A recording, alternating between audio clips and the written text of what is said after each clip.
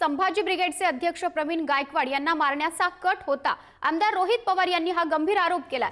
हल्ल्यावेळी दीपक काटेंकडे बंदूक होती असा दावा रोहित पवार यांनी केलाय। दीपक काटेंचे भाजपा नेत्यांसोबतचे फोटो आहेत असं सुद्धा रोहित पवार यांनी म्हटलंय।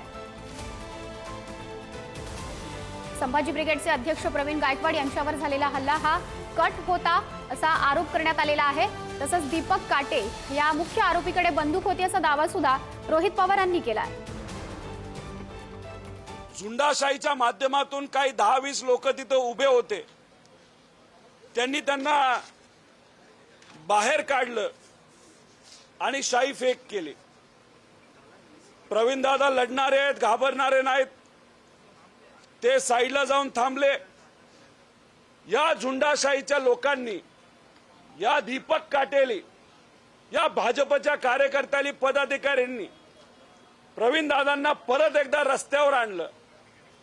परत कुठेतरी त्यांना कदाचित आपल्याला म्हणावं लागेल, हा त्यांना मारण्याचा कट होता।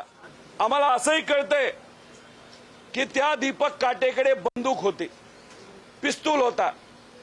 खरं काय हे लोकांसमोर तिथं आलं पाहिजे।